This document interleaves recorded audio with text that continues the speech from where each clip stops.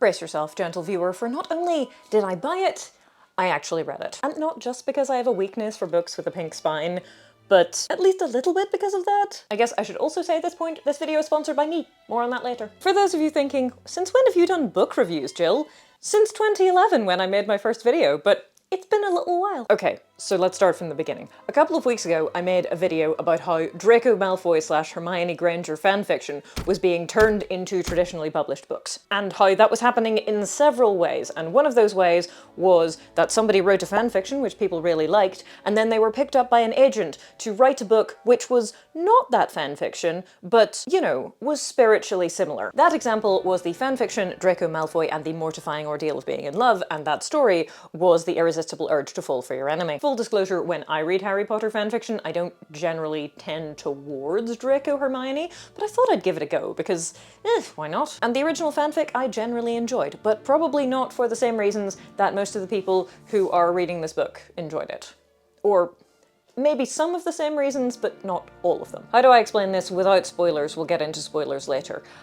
This book is fine. And if you are really into the enemies to lovers, slow burn genre or subgenre, then you'll probably like it. And credit where it's due, it's a pretty easy read. It's about 400 pages. I got it on Saturday afternoon. I finished it by Saturday evening. You know, it's been a while since I've said this, but the plot, it goeth thusly. This is Osric, he's an assassin. He's got some kind of degenerative disease which is making his magic not work.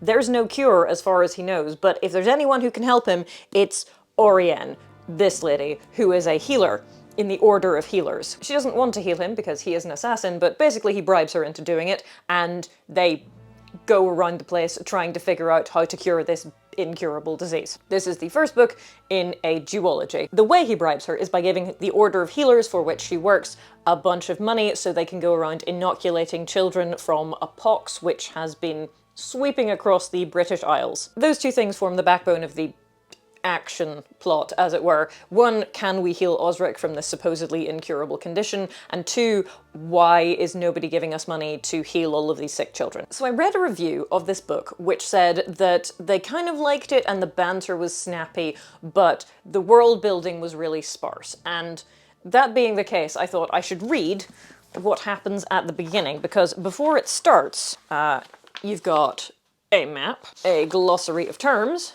you have explanations of the 8 orders, the bright paths, the dusken paths, and the dim path. You have a pronunciation guide, and you have content notes, like it's a fanfic. That threw me. I've never seen content warnings in a novel before. Then again, the books I read most recently were the entirety of the Vorkosigan saga by Lois McMaster Bujold, which I really recommend, by the way. They're great. And those are, relatively speaking, quite old. So are content warnings a thing in fiction now? Is that a thing? Or is it only in certain genres, maybe? Or for certain kinds of audiences? I don't know, let me know in the comments. And so because I had read the glossary of terms and seen the map and all of that kind of stuff, I had a fair idea of this world in which we were operating. And so I'm not going to say that the world building was poorly thought out, because it wasn't. Someone had clearly gone, well, what if we do this, and then what if we also have these, and that, and then we're going to sort of mix them all together, and here is the world. This has clearly been thought about, but I have to say, it made me not quite comfortable while I was reading it, and once I'd finished it, I figured out why. Tonal whiplash. The world is fairly lightly sketched, as you might imagine, because the focus is on the relationship, more on that in a moment.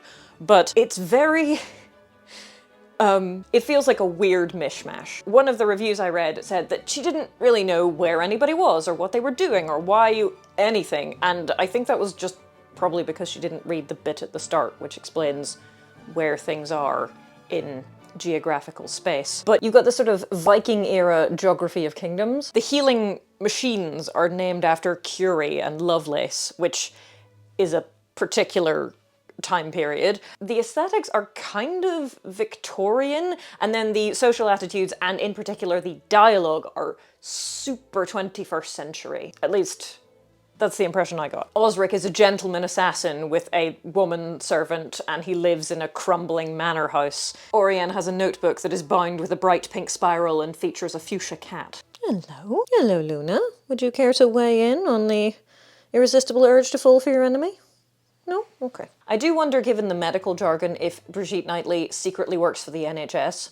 Like, if it were revealed that Brigitte Knightley is actually an NHS doctor, it would not surprise me, is what I'm saying. But honestly, most of the people who pick up a book called The Irresistible Urge to Fall for Your Enemy are probably not really there for the political drama or complex world building. They are there for the relationship.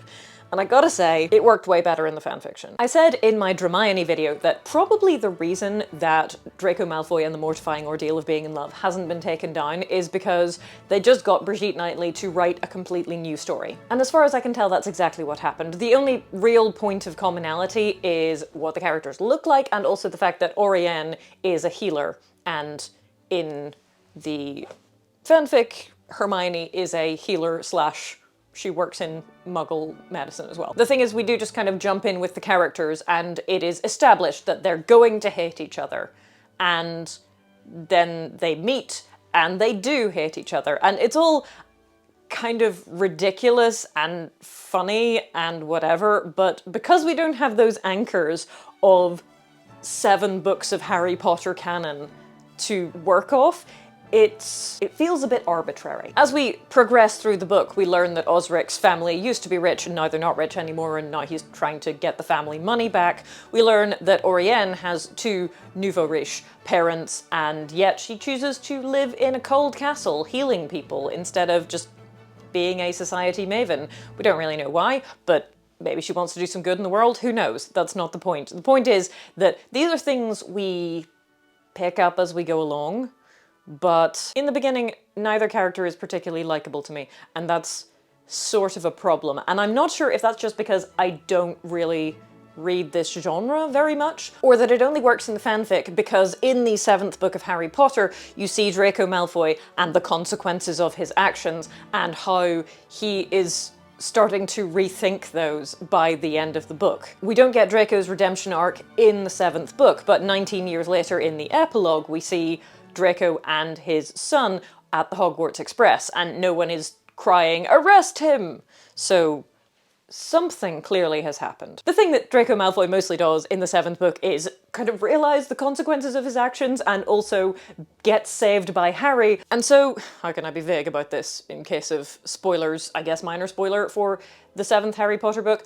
When Narcissa Malfoy is asked an important question relating to Harry, she does a thing which saves him, because we're drawing a parallel to the fact that Harry's mother died to save him.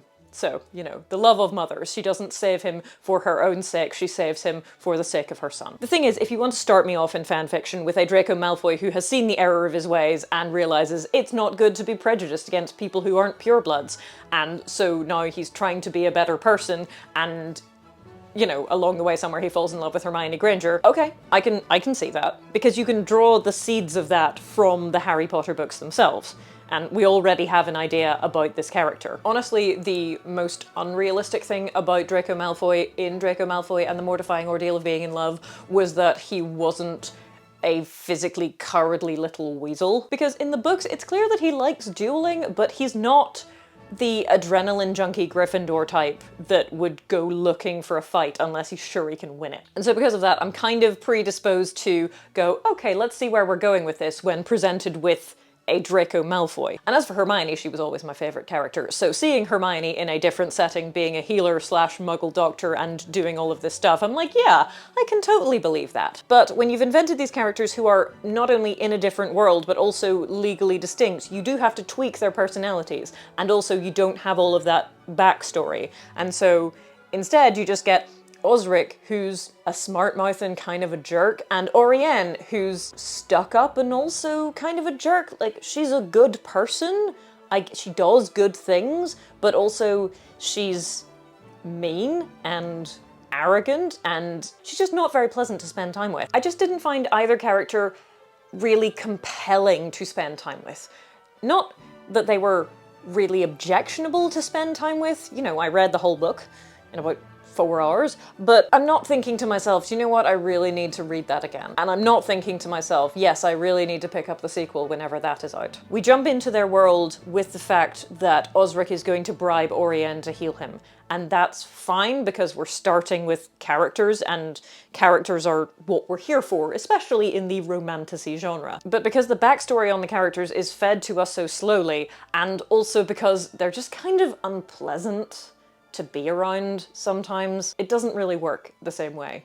So if you love Dramione fanfiction, I guess you might like this book. But as someone who has a different set of tropes I am totally weak for, I liked Draco Malfoy and the Mortifying Ordeal of Being in Love. I had a good time reading it. I would consider reading it again. The Irresistible Urge to Fall for Your Enemy, though, I read it the whole way through. At no point did I object to it strongly enough to stop reading it. In fact, when I did have to go away and do something else, I would come back and go, ah yes, I'm going to read this now. I don't know whether the issue I had was I don't know enough about these characters to like them, or if the problem was I don't like these characters enough to want to spend more time with them, but, you know, it was okay. It is a competently written, generally well put together book. But if I had to pick between this and Draco Malfoy and the Mortifying Ordeal of Being in Love, I would choose Dramione every time. And unless you all really want to make me suffer, I'm probably not going to buy the sequel. Anyway, thank you for listening to this weird book vlog that just came out of nowhere, especially if you're relatively new around here. For those of you who've never met me, my name is Jill Bearup, and I also kind of wrote a book based on a previous piece of media, except the previous piece of media was my own YouTube shorts. Just Stab Me Now, which is now available as an audiobook, by the way, and the hardback is coming out in the autumn, is a book based on a video series I made where an author called Caroline tries to make her fantasy heroine, Rosamund, do all of the tropes, and Rosamund, a 36-year-old widow with 2 kids, does not want to do the tropes. She wants to do the plot. She wants to resolve the plot. Why is there only one bed? If you would like to sample the series upon which the book is based, I will put a link next to my face. Otherwise, I will also link the original Dramione video if you would like to watch that. And I'll see you all soon. For what kind of video, Jill? Honestly, at this point, even I don't know.